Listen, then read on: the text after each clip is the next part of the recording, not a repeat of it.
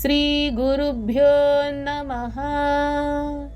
హరి ఓం. అందరికీ నమస్కారం.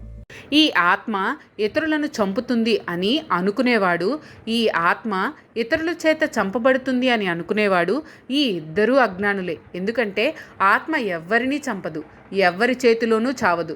ఎవరైతే ఈ ఆత్మ శరీరము అని, ఈ శరీరమే అందరినీ చంపుతుంది అని భావిస్తారో, అలాగే ఈ ఆత్మకు శరీరమునకు భేదం లేదు, శరీరంతో పాటు ఆత్మ కూడా చంపబడుతుంది అని భావిస్తారో వాళ్ళు అజ్ఞానులు, అవివేకులు. ఎందుకంటే ఇదివరకు చెప్పినట్లు ఆత్మ శరీరం ఒకటి కాదు.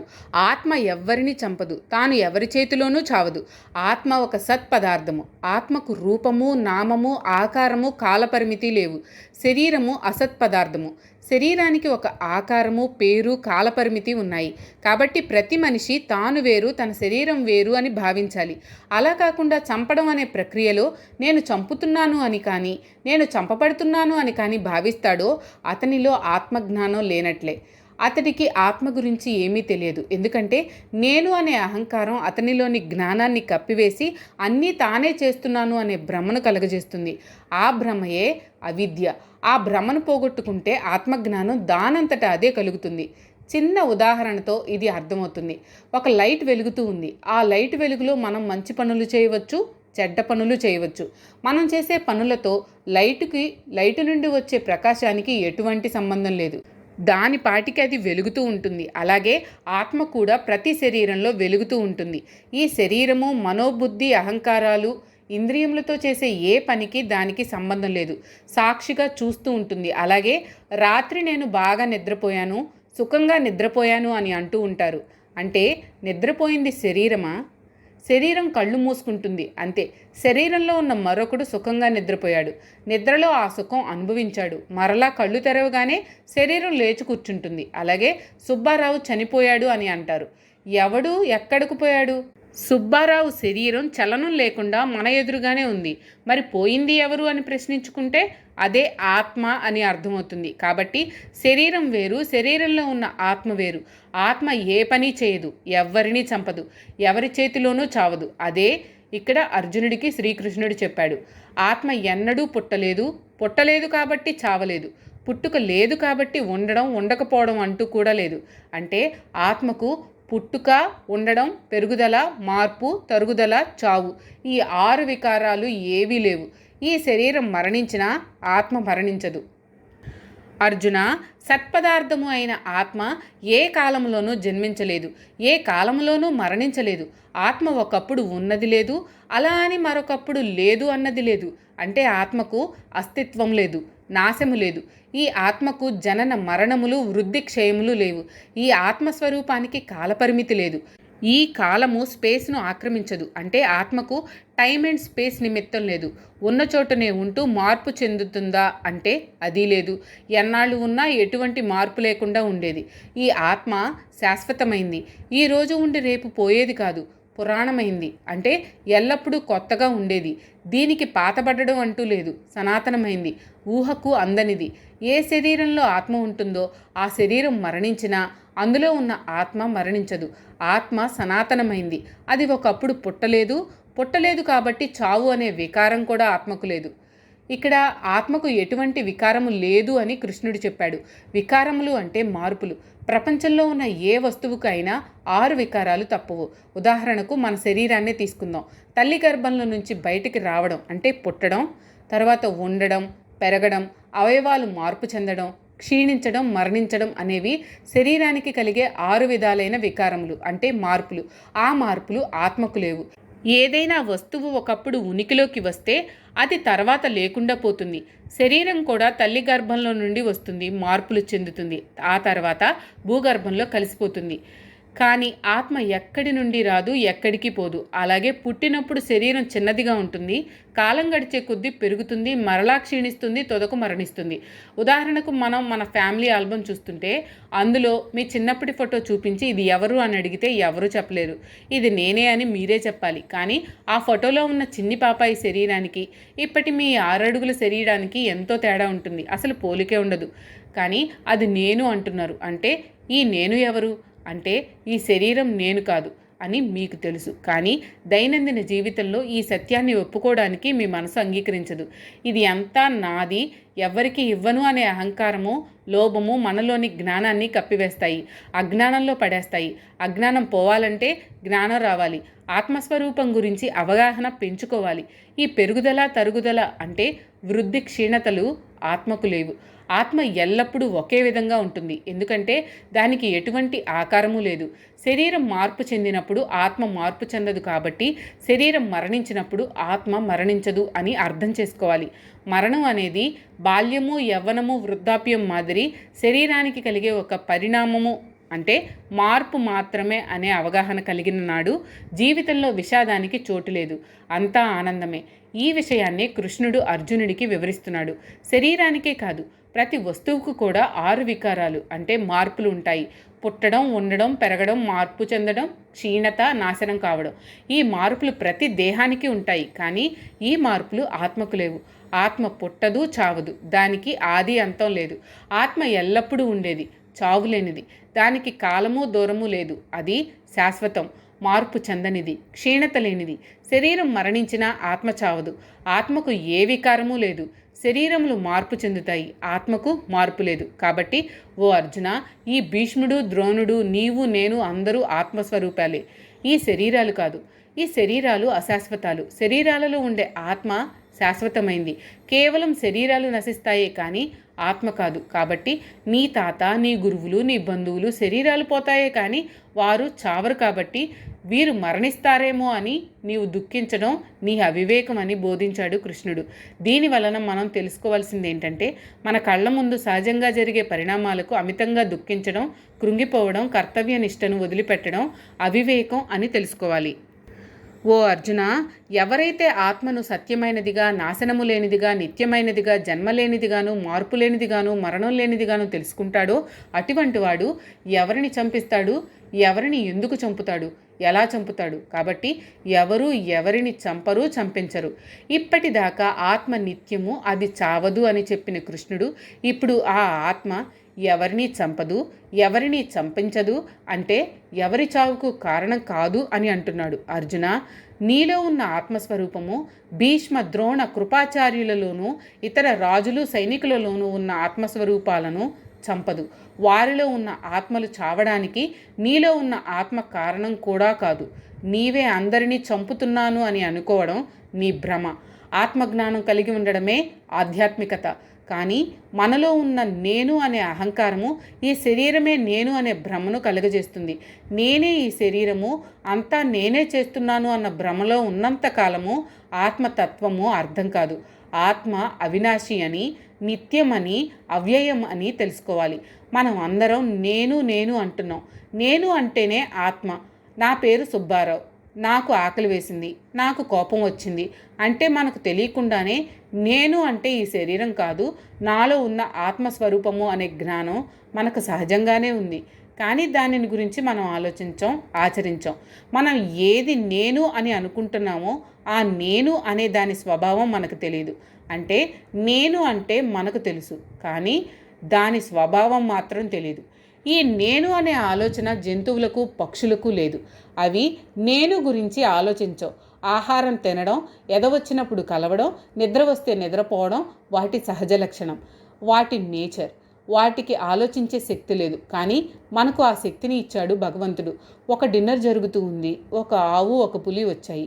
అవి వాటి సహజమైన ఆహారం దగ్గరకు వెళ్తాయి. అంటే ఆవు వెజిటేరియన్, పులి నాన్ వెజిటేరియన్. కానీ మానవుడు అటు ఇటు చూస్తాడు. తెలిసిన వాళ్ళుంటే వెజ్, లేకపోతే నాన్ వెజ్కు జంప్. అంటే జంతువులు తమ స్వభావాన్ని బట్టి పనులు చేస్తాయి. మనిషి ఆలోచించి చేస్తాడు, అవకాశాన్ని బట్టి చేస్తాడు. ఇప్పుడు వెజ్ అయినా నాన్ వెజ్ అయినా ఇష్టం వచ్చిన చోటే వెళ్ళిపోతున్నారు అనుకోండి. ఇక నేను అనే అహంభావం మనిషిలో కలగడం వలన నేను అందరికంటే గొప్పవాడిని, వాడు నాకంటే తక్కువ అనే భావన కలుగుతుంది. జంతువులకు ఈ భావన కలగదు. అవి తాము అన్నీ ఒకటే అన్న భావనతో ఉంటాయి. కాబట్టి ప్రతి మనిషికి నేను అంటే ఏమిటో తెలుసు, కానీ దాని స్వభావం తెలీదు. ఈ శరీరమే నేను అనుకుంటూ ఉంటాడు. అలాగే మనకు నేను అంటే ఏంటో తెలుసు. నేను అనే దాని స్వభావం మనకు తెలియదు. కాబట్టి కనపడే ఈ శరీరమే నేను అనుకుంటున్నాం. మన కన్ఫ్యూజన్ అంతా ఇక్కడే ఉంది. నేనే ఈ శరీరం, ఈ శరీరమే నేను అనుకోవడం, నేను స్వభావం గురించి తెలుసుకోకపోవడమే అసలు సమస్య. కాబట్టి సాధకుడు తెలుసుకోవాల్సింది ఏంటంటే, నేను ఈ శరీరం కాదు, నేను ఆత్మస్వరూపుడును అని తెలుసుకోవాలి. అప్పుడు ఆత్మ అవినాశి, అజం, సత్యం, అవ్యయం అని తెలుసుకునే అవకాశం ఉంది. లేకపోతే వీటి అర్థాలు తెలియవు. కాబట్టి ఆత్మజ్ఞానం 2 దశలుగా తెలుసుకోవాలి. ముందు ఆత్మ యొక్క స్వభావం తెలుసుకోవాలి. అదే ముందుగా చెప్పారు, ఆత్మ అవినాశి, నిత్యం, అజం, అవ్యయం అని. ఇంకా రెండవ దశ, ఆ ఆత్మ నేనే ఆత్మను అని తెలియాలి. కాబట్టి 2 దశల్లో ఆత్మజ్ఞానాన్ని సంపాదించాలి. కానీ మనమంతా ఇక్కడ చదివి ఆత్మ ఇలా ఉంటుంది అని తెలుసుకుంటాం, కనిపించని ఆత్మ కొరకు వెతుకుతూ ఉంటాం, ఆత్మ కొరకు శోధిస్తున్నాను అని చెప్పుకుంటాం. కానీ నేను ఆత్మను అని మాత్రం అంగీకరించాం. మనలో ఉన్న ఆత్మ కొరకు బయట ఎక్కడెక్కడో వెతుకుతూ ఉంటాం. అదే అజ్ఞానం. దానికి కావాల్సినవి శ్రవణం, అంటే ఆత్మ గురించి శాస్త్రముల ద్వారా వినడం. తర్వాతది మననం, విన్నదానిని మననం చేయడం. ఆత్మ స్వరూపం గురించి తెలుసుకోవడానికి ప్రయత్నం చేయడం.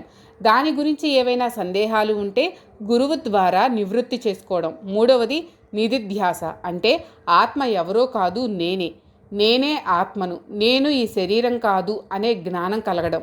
అప్పటిదాకా నేనే దేహము, ఈ దేహంతో అన్ని పనులు చేస్తున్నానో, అమ్మో ఈ దేహం మరణిస్తుంది అని భయపడ్డవాడు ఆత్మజ్ఞానం కలగగానే మరణించేది నేను కాదు, నా శరీరం మాత్రమే, నేను ఆత్మస్వరూపుడను, నాకు మరణం లేదు అని నిశ్చింతగా ఉంటాడు. పైగా మరణాన్ని ఆనందంగా ఆహ్వానిస్తాడు. కాబట్టి అర్జున, నీవు దేహానివి కాదు, వీళ్ళందరూ దేహాలు కాదు, ఆత్మస్వరూపులు. దేహాలు వేరు, వీళ్ళు వేరు. నీవు చంపితే దేహాలు పోతాయి, కానీ వాళ్ళు ఎక్కడికి పోరు. నీవు చంపడం, వాళ్ళు చావడం అంతా నీ భ్రమ, మిథ్య. చంపేవాళ్ళు లేరు, చంపించేవాళ్ళు లేరు. ఆత్మస్వరూపం ఎవ్వరిని చంపదు, ఎవ్వరిని చంపించదు. అలా అనుకోవడం నీ అవివేకం అని బోధించాడు కృష్ణుడు. ఓ అర్జున, ఏ విధంగానైతే మానవుడు చినిగిపోయిన వస్త్రములను విడిచిపెట్టి కొత్త వస్త్రములను ధరిస్తాడో, అలాగే ఈ శరీరములలో ఉండే ఆత్మ ముసలితనముతో కృషించిపోయి ఇంకా తిరగడానికి కూడా పనికిరాని శరీరములను విడిచిపెట్టి కొత్త దేహమును ధరిస్తుంది. ఇక్కడ కృష్ణుడు మరణము, పునర్జన్మ వీటి గురించి సోదాహరణంగా వివరిస్తున్నాడు. మనిషి మరణించిన తర్వాత ఏమవుతాడు అనే ప్రశ్న అర్జునుడి మనసులో మెదిలింది అని గ్రహించాడు కృష్ణుడు. మరణం అంటే కేవలం దుస్తులు మార్చుకోవడం లాంటిది. మనం కొత్త బట్టలు వేసుకుంటాం, కొన్నాళ్లకు ఆ దుస్తులు చినిగిపోతాయి. చినిగిపోయిన దుస్తులు వేసుకోం కదా, అందుకని చినిగిపోయిన బట్టలు వదిలిపెట్టి కొత్త బట్టలు ధరిస్తాం. ఇదివరకు ఒక రంగు బట్టలు వేసుకున్నాం, ఇప్పుడు మరొక రంగు బట్టలు వేసుకున్నాం. వాటికి ఒక బ్రాండెడ్ నేమ్ ఉంటుంది, ఆ పేరుతో పిలుస్తాం. అలాగని మనం మారలేదు, మన రంగు మారలేదు, మనం యథాప్రకారమే ఉన్నాం. కేవలం మనం వేసుకునే దుస్తులు, వాటి రంగు, వాటి బ్రాండ్ నేమ్ మారాయి.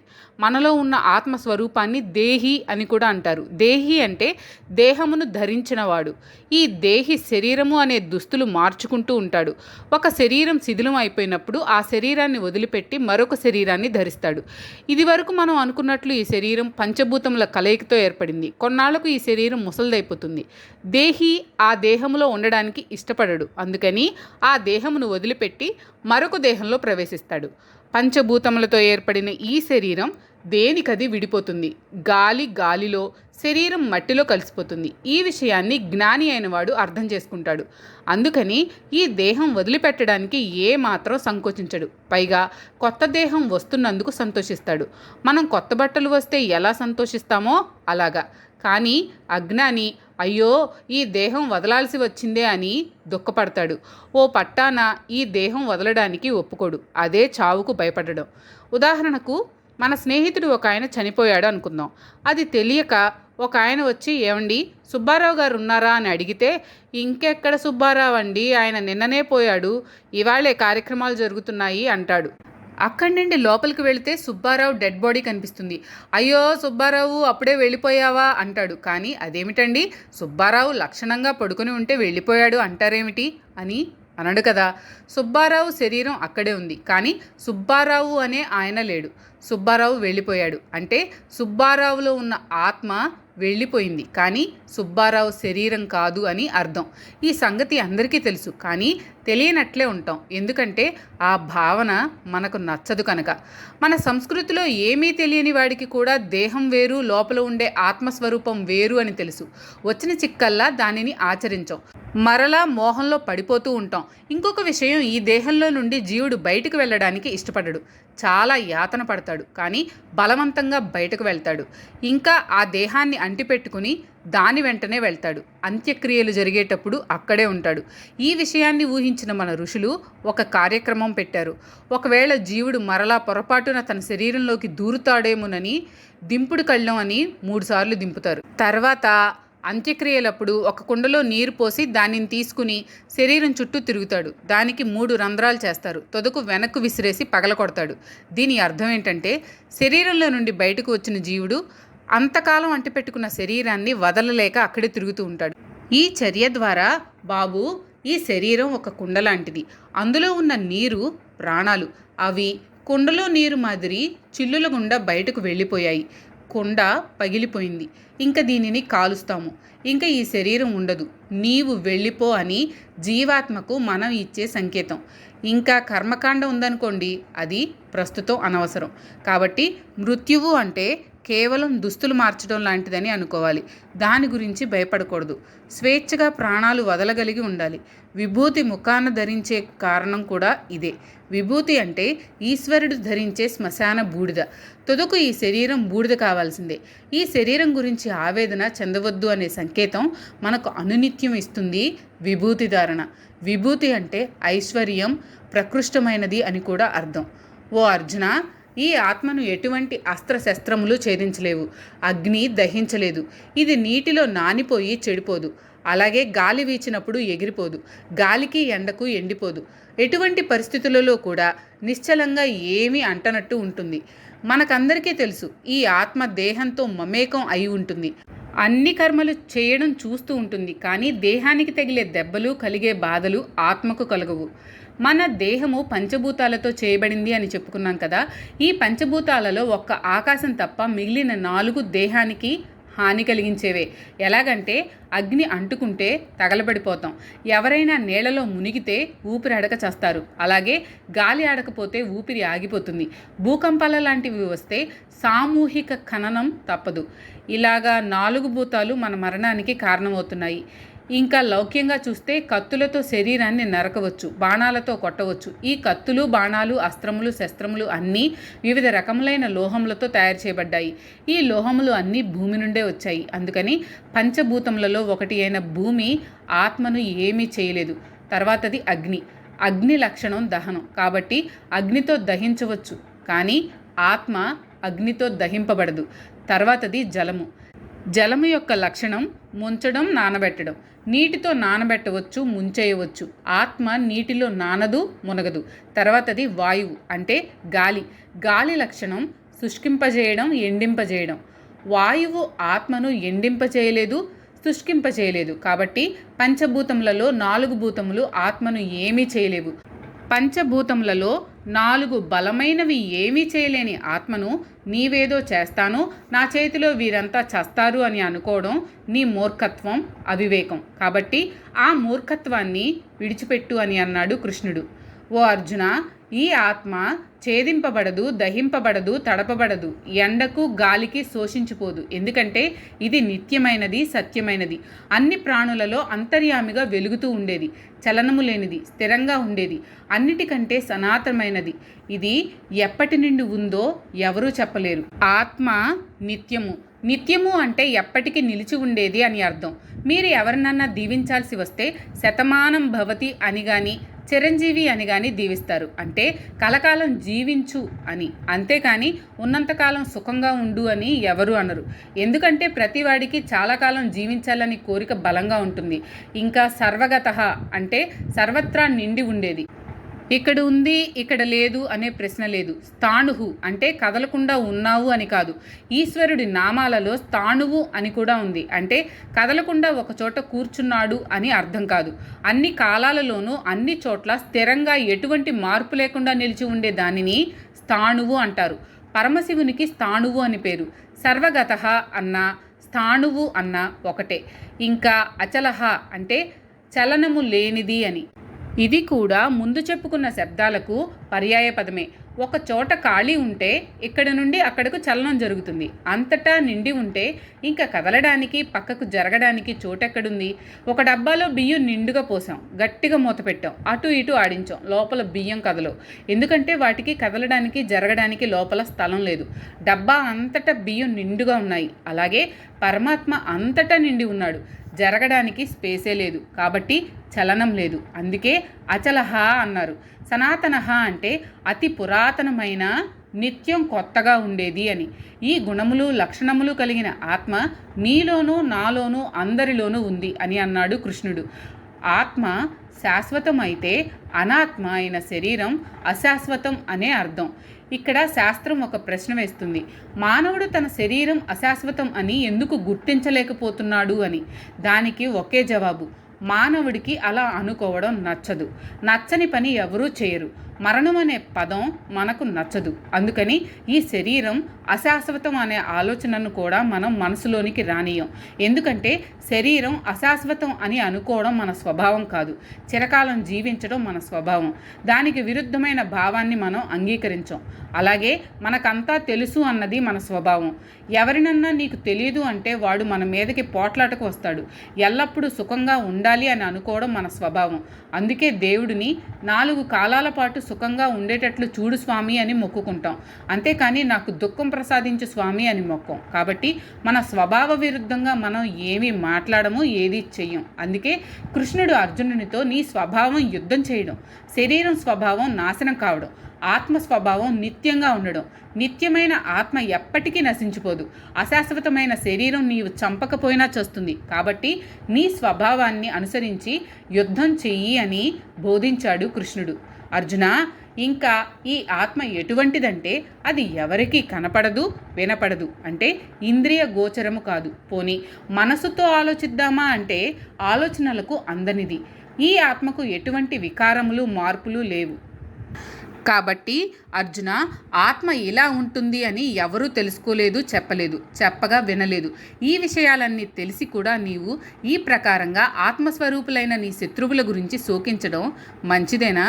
కాబట్టి నీ శోకము మాని యుద్ధము చేయడానికి సంసిద్ధుడువుగా. ఆత్మను గురించి బోధించడంలో ఇది చివరి శ్లోకం. కృష్ణుడు ఆత్మతత్వమును గురించి అర్జునుడితో ఇలా అంటున్నాడు. అవ్యక్తము అంటే వ్యక్తం కానిది, కనిపించనిది, కళ్ళకు కనిపించదు, చెవులకు వినిపించదు. ఇంకా ఆత్మను గురించి మనసుతో ఆలోచించి తెలుసుకోలేము.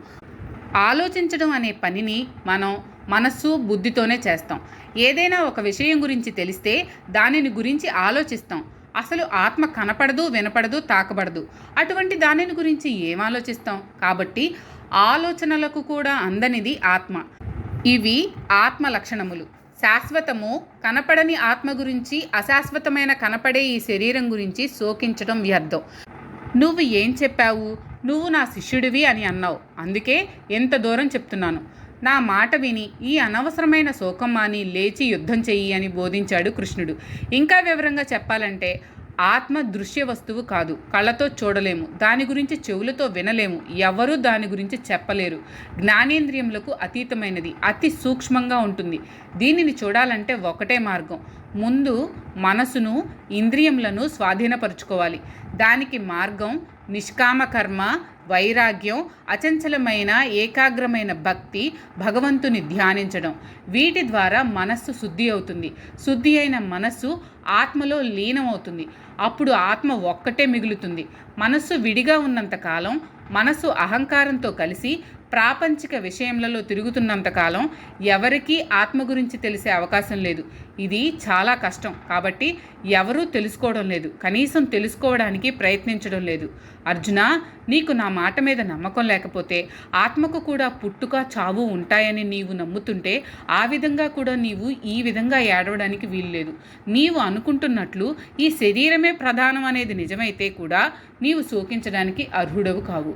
కృష్ణుడు ఒక ఊహాజనితమైన వాదన వినిపిస్తున్నాడు. ఈ పదాలను మామూలుగా కోర్టులలో వాడుతుంటారు. అజ్యూమింగ్ ఫర్ ఎ మూమెంట్ అని, ఫర్ ఆర్గ్యుమెంట్ సేక్ అని అంటూ ఉంటారు. ఒకవేళ ఇలా జరిగింది అని అనుకుంటే కూడా అది సరికాదు అని చెప్పడం. అలాగే కృష్ణుడు కూడా అర్జునుడిని ఊహించమంటున్నాడు. ఎందుకంటే హిందూ ధర్మంలో అసలు విషయం అన్ని కోణాల నుంచి చెప్తారు. నమ్మడం నమ్మకపోవడం నీ ఇష్టం, ఇది నువ్వు నమ్మాలి అని ఖచ్చితంగా చెప్పదు. అందుకని కృష్ణుడు ఇన్ని విధాలా అర్జునుడిని కన్విన్స్ చేయడానికి ప్రయత్నిస్తున్నాడు. కృష్ణుడు చెప్పినట్లు ఆత్మ నిత్యం, సత్యం, అవ్యక్తం, అచింత్యం, అవికారం అని మనం నమ్మడం లేదనుకో ఏ ఇబ్బంది లేదు. చాలామంది దేవుడు ఉన్నాడని నమ్మరు, ఇంకా వేదములను నమ్మరు. వేదాంతం అంతా చెత్త అనేవాళ్ళు కూడా ఉన్నారు. చార్వాకుడు ఒక మతాన్ని కనిపెట్టాడు. చార్వాక మతం ఆత్మ కనిపించదు కాబట్టి ఆత్మ లేదు, దేవుడు కనిపించడు కాబట్టి దేవుడు లేడు, శరీరం కనిపిస్తుంది కాబట్టి శరీరం మాత్రమే ఉంది అని అంటారు చార్వాకులు. కాబట్టి కృష్ణుడు అంటున్నాడు, అర్జున, నీవు శరీరమే ఆత్మ అనుకుంటున్నప్పటికీ ఆత్మ కూడా శరీరంతో పాటు పుడుతూ చస్తూ ఉంటుంది అని నీవు అనుకుంటే కూడా నీవు ఈ విధంగా శోకించడానికి అర్హుడవు కావు. నీవు యుద్ధం చేయాల్సిందే, తప్పదు అని అన్నాడు. అర్జున, నేను చెప్పిన ఆత్మజ్ఞానమును పక్కన పెట్టి భౌతికంగా ఆలోచించినా, నీవు నీ బుద్ధితో ఆలోచించినా నీకు ఒక విషయం మనసులో తట్టి ఉండాలి. అదేంటంటే పుట్టిన ప్రతివాడు చావడం తప్పదు కదా. నీవు చూస్తూనే ఉన్నావు కదా, పుట్టిన ప్రతి జీవి మరణించక తప్పదు. అలాగే మరణించిన ప్రతి జీవి మరలా పుట్టక తప్పదు. అది ప్రకృతి సహజం, దీనిని ఎవరూ తప్పించలేరు. మార్చడానికి సాధ్యము కాని ప్రకృతి స్వభావాన్ని మార్చడం ఎవరి తరమూ కాదు. కాబట్టి వీళ్ళంతా ఇప్పుడు యుద్ధంలో మరణించినా మరలా పుడతారు. పుట్టినప్పుడు సంతోషించాలి కానీ వీరి గురించి శోకించడం వ్యర్థం. ఇంకా వివరంగా చెప్తున్నారు కృష్ణుడు, ఈ శరీరంతో పుట్టినవాడు శాశ్వతంగా ఈ భూమి మీద ఉండడు కదా. అలా ఉండగలిగితే నీ తండ్రి పాండురాజు, నీ తాత విచిత్రవీర్యుడు, ముత్తాత శంతనుడు కూడా ఉండాలి. కానీ వారు ఎవరూ లేరు కదా. అందుకని పుట్టిన ప్రతివాడు చావక తప్పదు. మరణించిన వారికి మరలా పుట్టడం తప్పదు. మరణించిన వాడు అటే పోతే పుట్టేవాళ్ళు ఎలా పుడుతున్నారు? కాబట్టి చావడం, పుట్టడం, మరలా చావడం ప్రకృతి సహజం. దీనిని ఎవరూ మార్చలేరు, నివారించలేరు. నివారించలేని మరణాల గురించి నీవు శోకించడం తగదు కదా. ఈ భీష్ముడు, ద్రోణుడు, కృపుడు నీవు ఇంకా చంపకపోయినా చావక తప్పదు. కాకపోతే ఇంట్లో ముసలితనంతో మరణించే బదులు యుద్ధంలో అనాయాసంగా మరణిస్తున్నారు, అంతే. మరణం తప్పనప్పుడు తప్పించుకోలేని మరణం కోసం చింతించడం, శోకించడం అవివేకం కదా.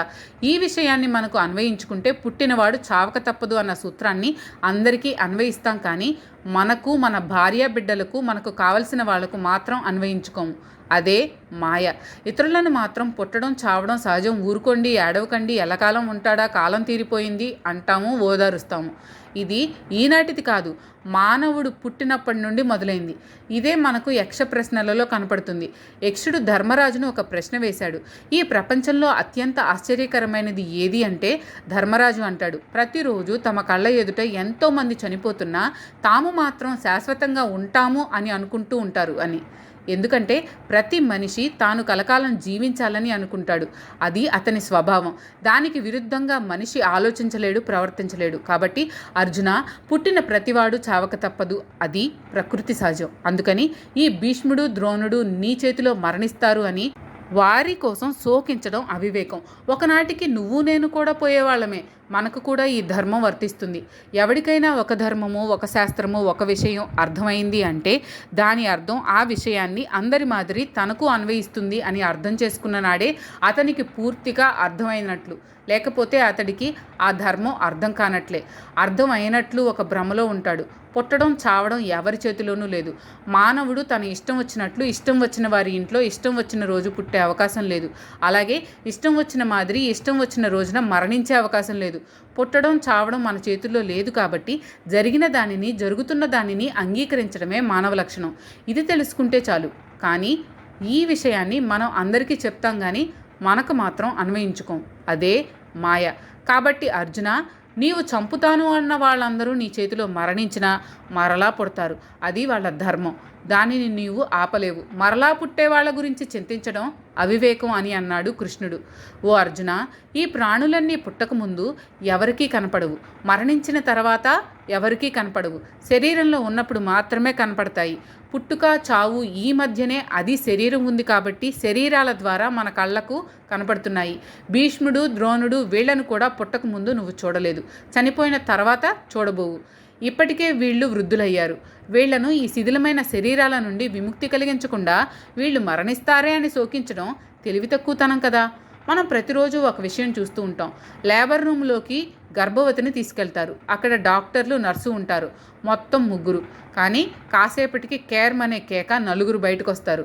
అంటే ఆ నాలుగో జీవి అంతకుముందు మన కళ్ళకు కనపడలేదు, ఇప్పుడు మన కళ్ళకు కనపడింది. అలాగే శ్మశానానికి నలుగురు మోసేవాళ్ళు ఒకడు కుండ పట్టుకుని ఒక శరీరాన్ని పాడ మీద తీసుకువెళ్తారు. అంటే మొత్తం 6.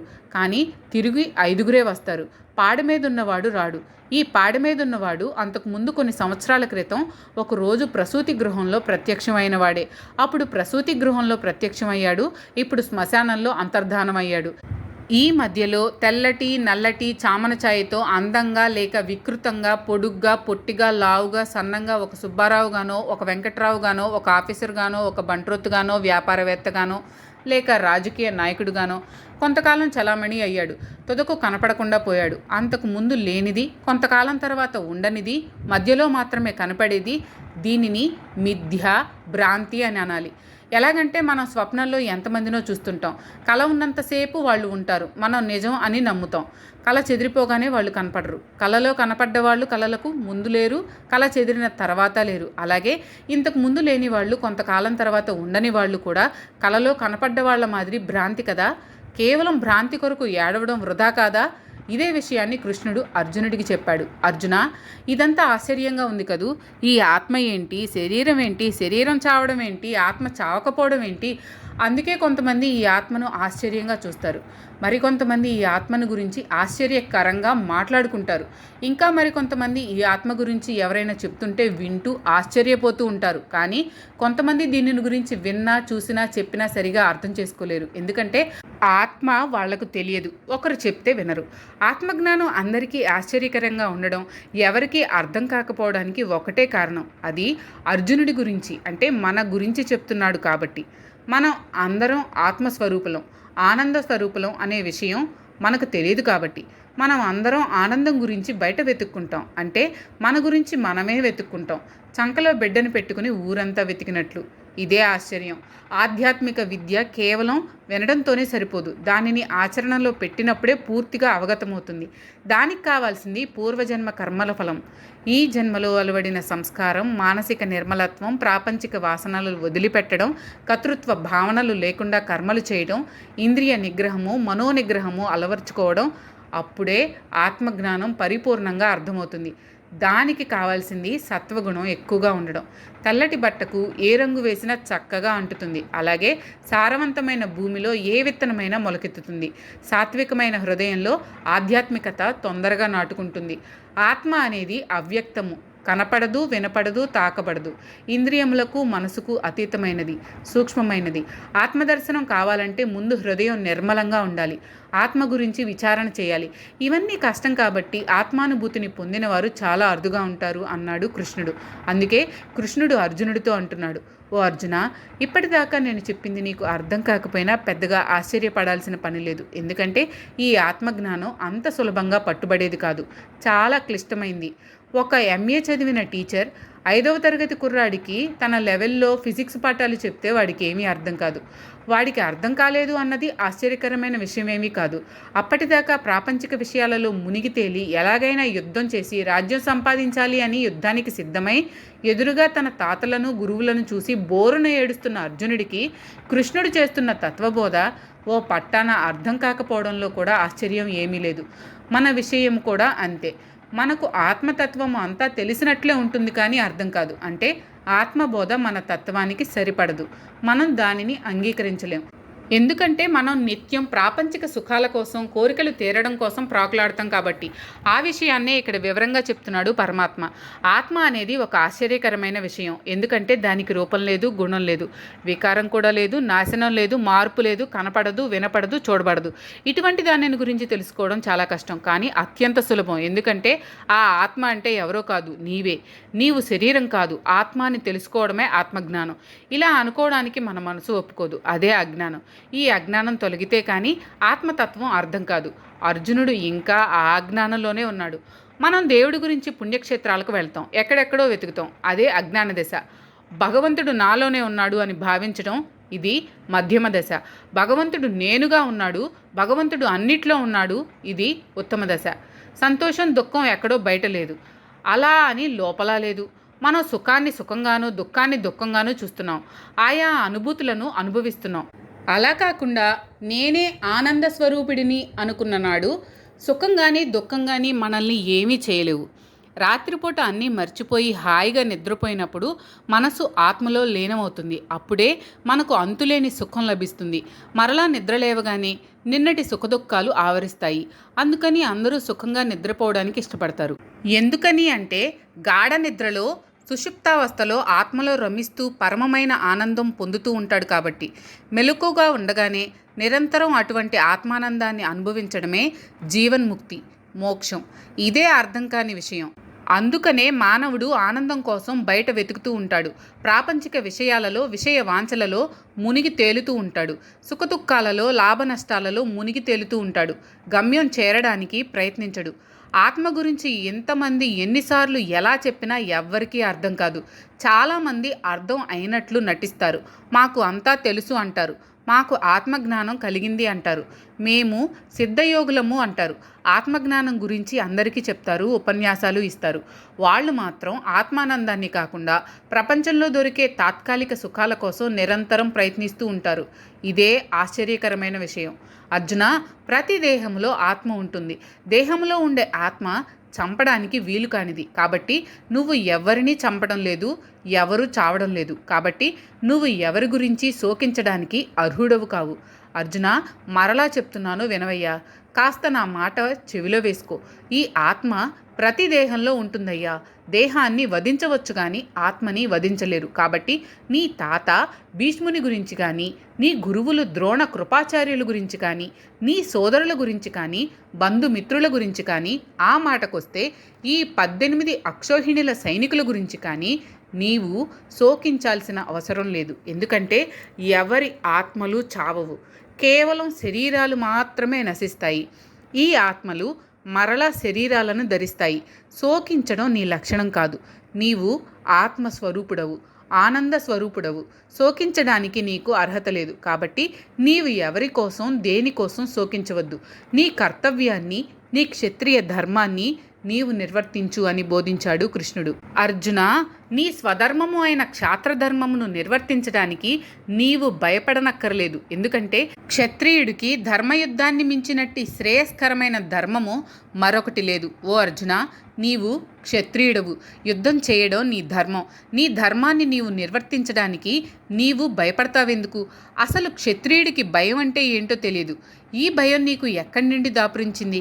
క్షత్రియుడికి యుద్ధం చేయడమే పరమధర్మం. యుద్ధం చేయడం తప్ప మరే పని క్షత్రియుడికి శ్రేయస్సుని ఇవ్వదు. ఇందాక ఏదో భిక్షాటన చేస్తాను అన్నావు. అది నీ ధర్మం కాదు, అది బ్రాహ్మణ ధర్మం. నీ వలననే వర్ణసంకరం జరిగేటట్టు ఉంది. కాబట్టి నీ ధర్మం నీవు నెరవేర్చు. విల్లు పట్టు, యుద్ధం చెయ్యి. కృష్ణుడు ఇప్పటి వరకు తాత్విక దృష్టితో చెప్పాడు. ఇప్పుడు ధర్మం అనే కోణంలో నుండి చెప్తున్నాడు. మరలా మొదలుపెట్టాడు. ఎందుకంటే వేదాంతం అందరికీ అర్థం కాదు. ముందు ప్రిపరేషన్ కావాలి. లేకపోతే వేదాంతాన్ని అపార్థం చేసుకుంటారు. ఎవడూ నాకు అర్థం కాలేదు అని అనడు. అయితే అర్థం చేసుకుంటాడు, లేకపోతే అపార్థం చేసుకుంటాడు. అందుకని ధర్మం గురించి కూడా భగవానుడు చెప్తున్నాడు. స్వధర్మం అనే కోణం నుండి చూసినా నీవు యుద్ధం చేయక తప్పదు అని అర్జునుడికి విశదీకరించాడు. ధర్మం 2 రకాలు: సామాన్య ధర్మం, విశేష ధర్మం. సామాన్య ధర్మం మానవులకు అందరికీ ఒకటే, యూనివర్సల్. ఆడ, మగ, కుల, మత, జాతి, ప్రాంతీయ భేదం లేకుండా అందరికీ వర్తించేది సామాన్య ధర్మం. మనిషిగా పుట్టి సమాజంలో జీవిస్తున్న ప్రతివాడు సామాన్య ధర్మాన్ని పాటించాలి. ఈ సామాన్య ధర్మాలను 10గా విభజించారు. వాటిని యమనియమములు అని అంటారు. ఇవి ఏ దేశంలో ఉన్నా, ఏ కాలంలో ఉన్నా ప్రతి జీవి అనుసరించాలి.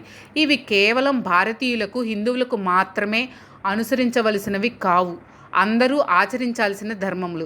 తర్వాతది విశేష ధర్మం. అంటే వాడి వర్ణాన్ని బట్టి, చేసే పనిని బట్టి, ఉండే ప్రదేశాన్ని బట్టి, వాడి అర్హతను బట్టి, స్థితిని బట్టి, గుణాన్ని బట్టి ఆచరించేవి. అది ప్రతి మనిషికి వేరే వేరేగా ఉంటుంది. ఉదాహరణకు బ్రాహ్మణులు వేదములు, శాస్త్రములు చదవాలి, అధ్యయనం చేయాలి, ఇతరుల చేత చదివించాలి, తాను చదివింది ఇతరులకు అర్థమయ్యేటట్లు చెప్పాలి. అది బ్రాహ్మణుల ధర్మం. అంతేకాని యుద్ధం చేయడం, వ్యవసాయం చేయడం, వ్యాపారం చేయడం, ఉద్యోగం చేయడం బ్రాహ్మణ ధర్మం కాదు. అలాగే క్షత్రియులు రాజ్యపాలన చేయాలి, ప్రజలను కాపాడాలి, అవసరమైతే ధర్మయుద్ధం చేయాలి, అంతేగాని బ్రాహ్మణ ధర్మం పాటించకూడదు. ఇదే విశేష ధర్మం. యమము నియమము అనేవి 10 ధర్మాలు. ఇవి సామాన్య ధర్మాలు, అందరూ పాటించాల్సినవి. మొదటిది అహింస. ఇతరులు నాకు ఏమి చేస్తే నా శరీరానికి మనసుకు బాధ కలుగుతుందో అది నేను ఇతరుల పట్ల చేయకూడదు. రెండవది సత్యం. సత్యం అంటే ఉన్నది ఉన్నట్లు చెప్పడం, పరమాత్మ ఒక్కడే సత్యం అని తెలుసుకోవడం. 3 అస్థేయం. ఒకరి వస్తువు తీసుకోకూడదు, తనకు ఉన్నదానితో తృప్తి పడడం. 4 బ్రహ్మచర్యం. నిరంతరం పవిత్రమైన జీవితం గడపాలి, త్రికరణములు శుద్ధిగా ఉంచుకోవాలి. 5 అపరిగ్రహం. ఎంత అవసరమో అంతే తీసుకోవాలి. 6 శౌచం. శారీరక మానసిక పరిశుభ్రత. పరిసరాల పరిశుభ్రతను పాటించడం, శరీరం మాదిరే మనసును కూడా ఎల్లప్పుడూ నిర్మలంగా శుభ్రంగా ఉంచుకోవడం. 7 సంతోషం. ఉన్నదానితో తృప్తిపడడం, అసూయ ద్వేషం ఉండకూడదు. 8 తపస్సు. స్వీయ క్రమశిక్షణ. ప్రతి పనిని శ్రద్ధగా ఏకాగ్రతతో నిష్కామ బుద్ధితో కర్తృత్వ భావన లేకుండా చేయడం. 9 స్వాధ్యాయం. శాస్త్రములు చదువుతూ ఉండాలి, ఏదో ఒకటి చదవాలి. 10వది ఈశ్వర ప్రణిధానము. చేసే ప్రతి పని భగవంతుడికి సమర్పించుకోవాలి, తనను తాను పరమాత్మకు అర్పించుకోవాలి, పరమాత్మకు శరణాగతుడు కావాలి. విశేష ధర్మములు.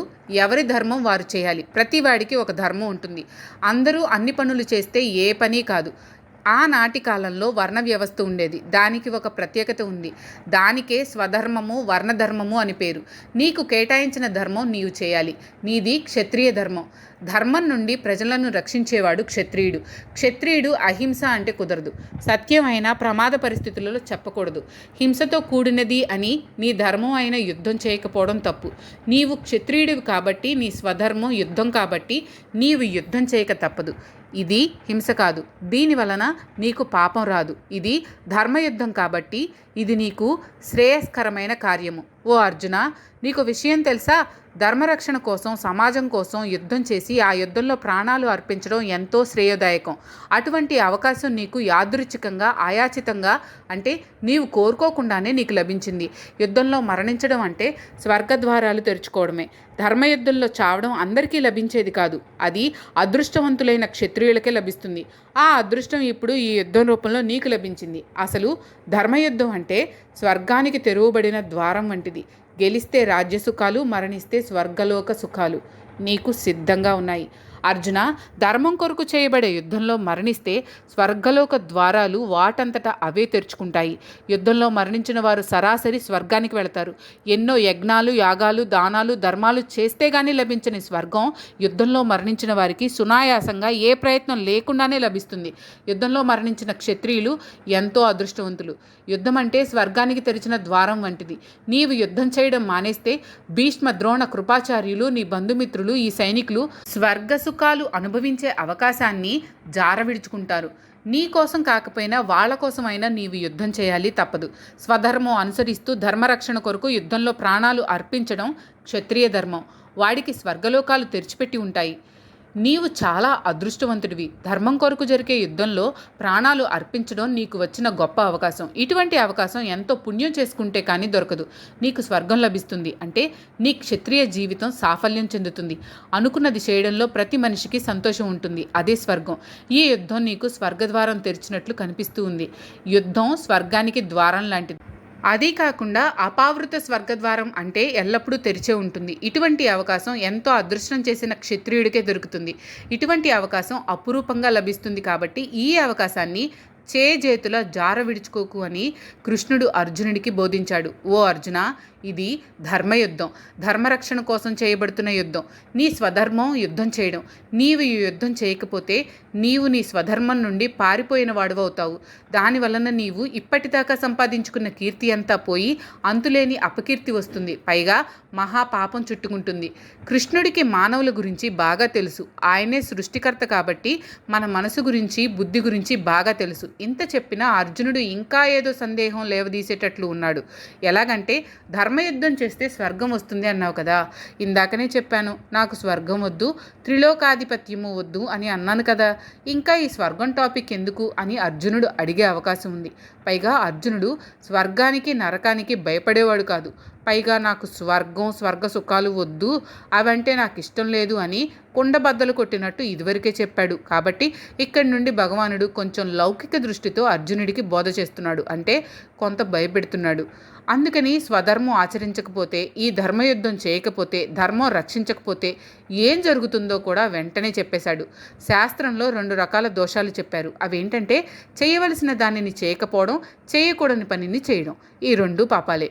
నీవు యుద్ధం చేయకపోతే చేయవలసిన పని చేయని వాడివి అవుతావు, నీ స్వధర్మాన్ని వదిలివేసిన వాడివి అవుతావు. అప్పుడు నీకు పాపం వస్తుంది, నువ్వు నరకానికి పోవాల్సి వస్తుంది. నరకం అంటే సుఖంగా లేకపోవడం, అంటే నీ శేష జీవితం తీరని దుఃఖంతో గడపడం అని కూడా చెప్పవచ్చు. ఇప్పటిదాకా నీవు సంపాదించుకున్న కీర్తి పోతుంది. ఇప్పటిదాకా నిన్ను అత్యుత్తమ ధనుర్ధారి అంటున్నారు, విజయుడు అంటున్నారు. ఈ కీర్తి అంతా గంగలో కలుస్తుంది. పిరికివాడు అనే అపకీర్తి మూట కట్టుకుంటావు అని హెచ్చరిస్తున్నాడు కృష్ణుడు. అర్జున, నీకు ఇంకో విషయం తెలుసా లేదో, నీకు వచ్చిన అపకీర్తి గురించి, నీ పిరికితనం గురించి నీవు చనిపోయిన తర్వాత కూడా లోకంలో ఉన్న వారందరూ చాలా కాలం దాకా చిలువలు పలువలుగా కల్పించి చెప్పుకుంటారు. నీ వంటి వీరుడు, పరాక్రమవంతుడు, అత్యుత్తమ ధనుర్ధరుడు, విజయుడు అని పేరుగాంచిన వాడు ఈ ప్రకారంగా అపకీర్తితో బాధపడడం కన్నా యుద్ధంలో చావడం మేలు కదా. ఆలోచించు. అర్జునుడు తన మూర్ఖత్వాన్ని విడువడు అన్న ఉద్దేశ్యంతో కృష్ణుడు ఇలా అంటున్నాడు. అర్జున, నీకు చెప్పాల్సిందంతా చెప్పాను. నీవు యుద్ధం చేస్తే చెయ్యి, లేకపోతే మానేయి. కానీ ఇంకొక విషయం మాత్రం చెప్పక తప్పదు. నా శిష్యుడివి అన్నావు కాబట్టి చెప్తున్నాను. ఏంటంటే ఈ లోకంలో, ఈ సమాజంలో నీకున్న పరువు, ప్రతిష్ట, వీరుడు, విజయుడు, విఖ్యాత ధనుర్ధరుడు అనే కీర్తి, పేరు, ప్రతిష్ట అన్నీ సర్వనాశనం అయిపోతాయి. లోకులంతా నిన్ను ఒట్టి పిరికివాడు అంటారు. నీ ఇష్టం, ఆలోచించుకో అని హెచ్చరించాడు కృష్ణుడు. అర్జున, నీవు యుద్ధానికి రాకపోతే బాధలేదు. యుద్ధం చేస్తానని ప్రగల్భాలు పలికి యుద్ధరంగం దాకా వచ్చి ఇప్పుడు శత్రు సైన్యాన్ని చూసి భయపడి పిరికితనంతో ప్రాణం మీద తీపితో పారిపోతే లోకులు నీ గురించి పిరికి పందా అనుకుంటారు.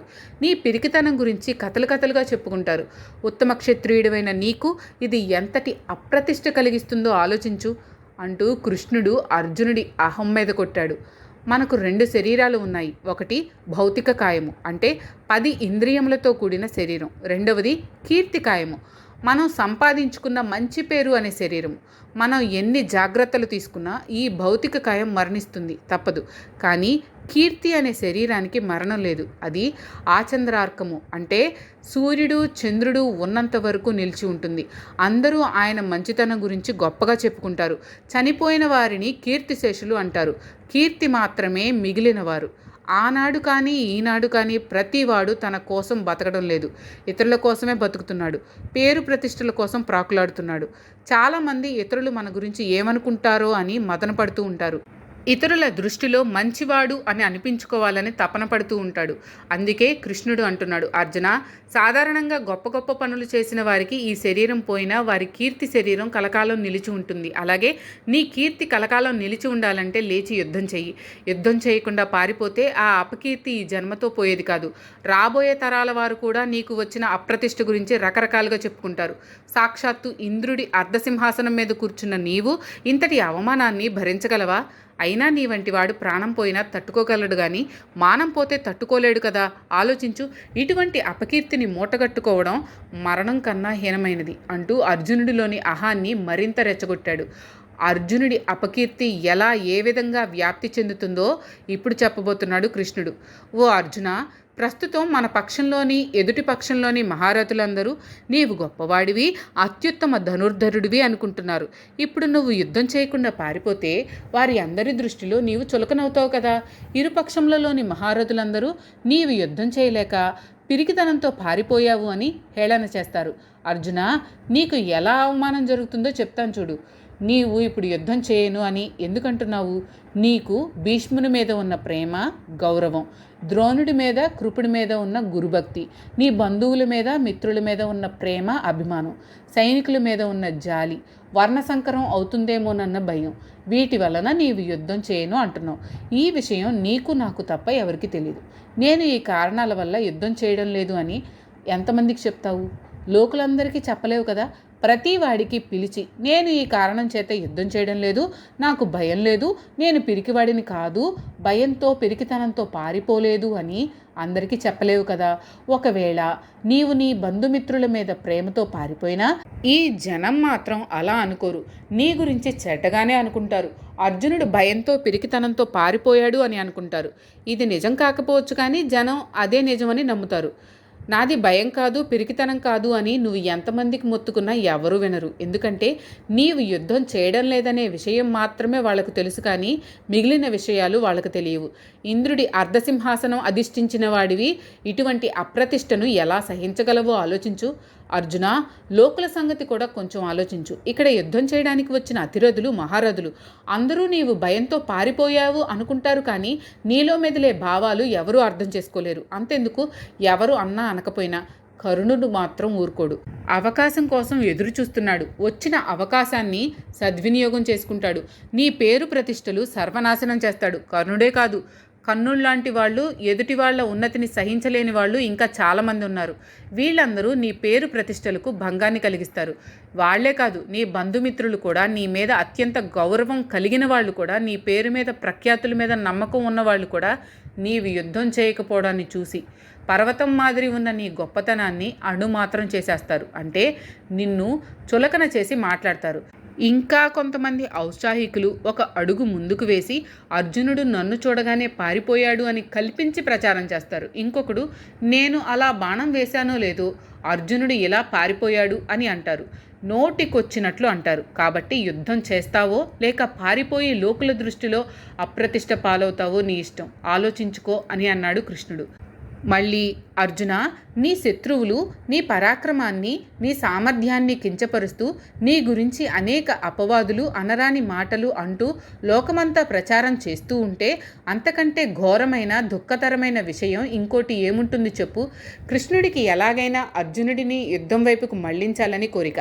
అందుకని మరలా ఇలా అంటున్నాడు, అర్జున, నీ శత్రువులు నీవు అంటే గిట్టని వాళ్ళు, నీ ఉన్నతిని చూసి ఓర్వలేని వాళ్ళు, అసూయాపరులు, నీ మీద లేనిపోని పుకార్లు పుట్టిస్తారు, అనకూడని మాటలు అంటారు. అలా ఒక్కసారి అని ఊరుకోరు. నీవు జీవించి ఉన్నంతకాలం అలా అంటూనే ఉంటారు. కనిపించిన ప్రతివాడికి చెప్తారు. లోకమంతా నీ గురించి దుష్ప్రచారం చేస్తారు. నీ కీర్తిని, గొప్పతనాన్ని అవమానిస్తారు. అది నీవు తట్టుకోగలవా? ఆలోచించు అని అనునయంగా చెప్పాడు కృష్ణుడు. మీకు కనుక ఈ వీడియో నచ్చినట్లయితే లైక్ చేయండి. అలాగే మీ ఫ్యామిలీ అండ్ ఫ్రెండ్స్కి షేర్ చేయండి. ఛానల్లో కొత్త నోటిఫికేషన్స్ కోసం సబ్స్క్రైబ్ చేయండి. అలాగే పక్కనే ఉన్న బెల్ ఐకాన్ని ట్యాప్ చేయండి.